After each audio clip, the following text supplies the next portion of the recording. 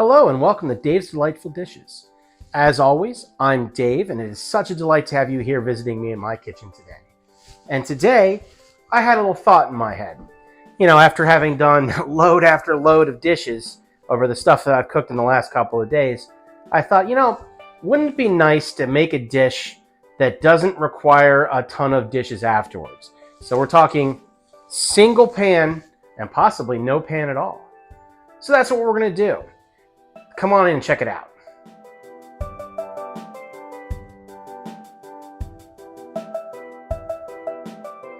How are we going to accomplish that, you ask? Well, with a sheet pan. We're going to do sheet pan chicken today. As a matter of fact, it's going to be lemon butter sheet pan chicken. And it's going to be a one pan meal. We're going to have vegetables, and onions and potatoes, and we'll have salad on the side, but we're going to put all that on this one pan. This one pan is going to do all the work. And because I've foiled this pan, then I can just take the foil off at the end and we don't even have to clean this pan. Now, my pans are really heavily seasoned, so I don't have to worry about sticking anyway. But if your cookie sheets or sheet pans are not quite seasoned enough, a little bit of foil is not necessarily a bad idea for you. So, we have several ingredients for this, which you can see here.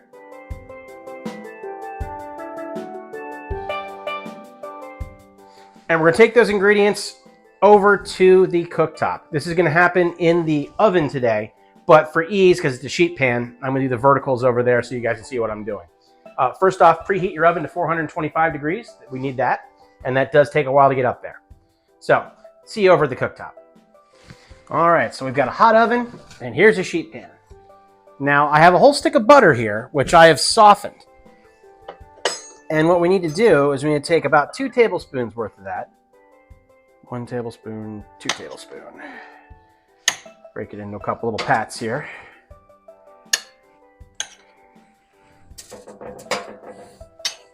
And with this being softened, I can, I could use a set of rubber gloves or whatever. But what I have plenty of, and you guys probably do too, is a sandwich bag. And I want to just spread this butter over this baking sheet.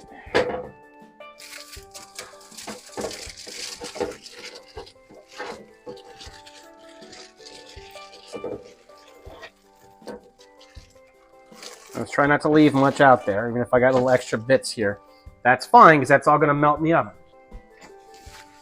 And now I've got a package of these little fingerling potatoes. I've got like multicolor ones, because that's what I like. But you can use any of these little new potatoes you like. I'm going to spread them around so the colors spread out. But isn't it kind of cool with all these neat little colors you can get? Have a look. Your grocery store probably has them. I'm actually planning on growing some of these in my garden this summer. And these have all been cut in, depending on their size, halves or quarters. And I got those spread out on the baking sheet. And then I've got a teaspoon of salt. I'm going to drop into my hand and put all over that. And then I'm going to take a little bit of olive oil just to kind of jump start the browning. Just give it a little drizzle. That's an eyeball thing. I wouldn't say that's an exact amount. At the most, it's a tablespoon. And then I have also a teaspoon of cracked black pepper. If you want to use it straight from the grinder, you can. I actually got to put a little bit more out there. What we're looking for is coverage. So now that is set, this has to go into the oven for about 15 minutes. What we're looking for is for it to start to brown.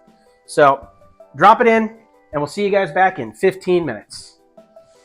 All right, so while the rest of that's happening, and the potatoes are in the oven right now, I've got the rest of this softened butter. I'll break it up a little bit. And then I'm going to add in 3 teaspoons of fresh thyme that I've just stripped off of the sprigs. So it's basically just the leaves. And then I've got a teaspoon of oregano.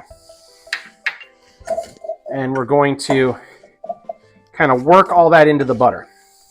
I like using this rubber spatula because I can press and flip and get up underneath, because we want to kind of turn this into an herb butter. And now that that's been mixed together, we're going to take this and we're going to massage it right in to this chicken. If you have food-safe rubber gloves, this is a great time to use them. Otherwise, and I'm going to do this way so you guys can see what it's like if you don't got food-grade rubber gloves, I'm going to use a pair of these bags. And it's basically just we're trying to get this to stick up on the top. And I have rinsed and dried these chicken. These are actually chicken thighs, skin on, bone in. And I'm going to make a big dollop on top. I'm just trying to get it to stick onto that skin because it's going to melt down over it. I just want to get good coverage. All right.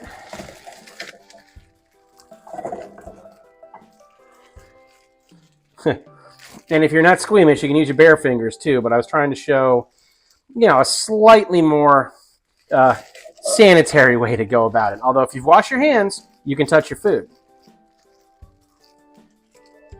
Okay, so you can see that we've got time to wait until these potatoes are ready. So we're just gonna let that chicken and that butter just sit and continue to soften up. Okay, 15 minutes have elapsed. Now, as you can see, the potatoes are starting to crisp up a little bit and brown slightly. So now what we got to do is I have, you know, several cloves of garlic that are still in their wrappers, and we're just going to spread them around here a little bit. These are more aromatic than anything.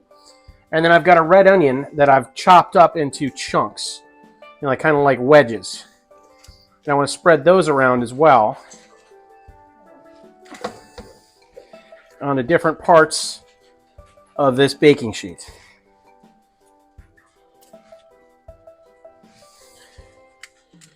Okay, well, we got some good coverage here, and that's good enough. You don't have to use all the onion if it takes up too much space. Matter of fact, I may just... Nope, that's perfect right there. I am now going to take these 4 pieces of chicken, and we got to nestle them down in different spots here.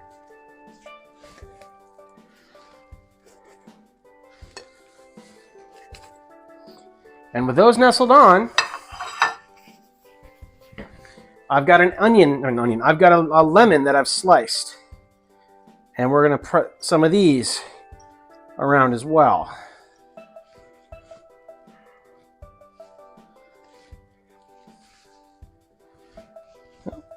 There we go.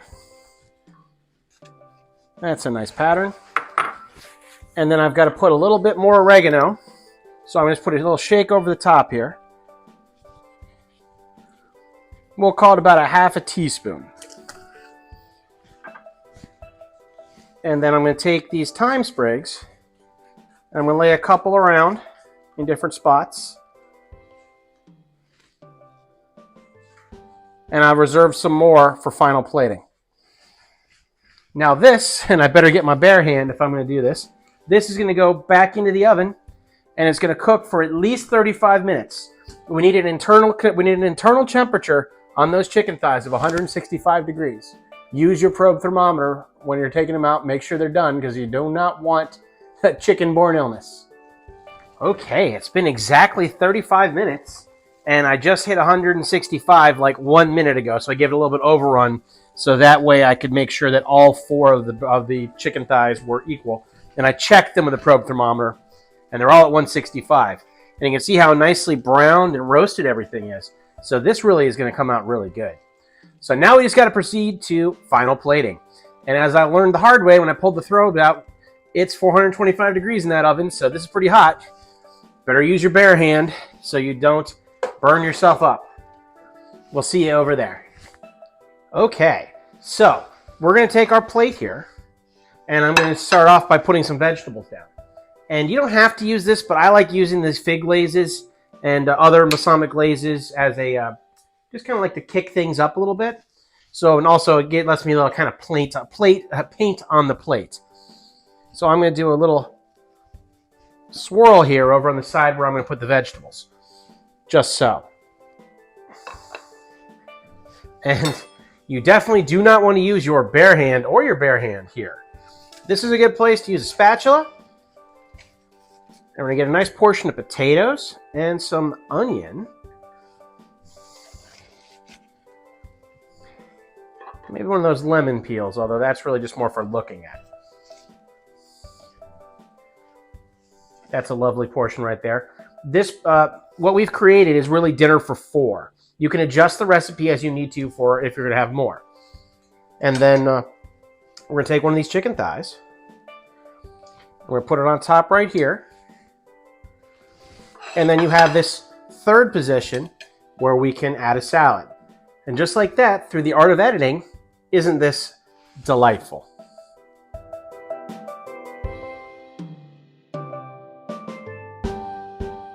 And if you think about it, this is really pretty easy to put together.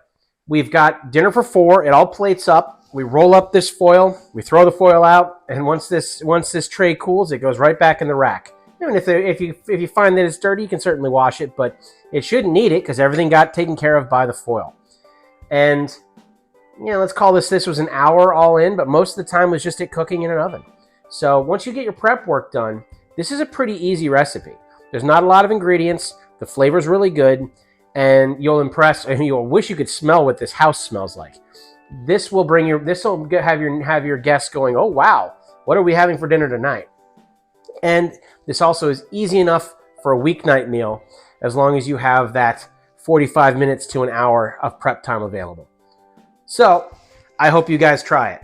Now, if you haven't already, I would love it if you would like and subscribe, which you can see the buttons, I think over there somewhere. And if you have friends who haven't, let them know. Everybody knows someone who needs a little help learning how to cook, and that's what I'm here for.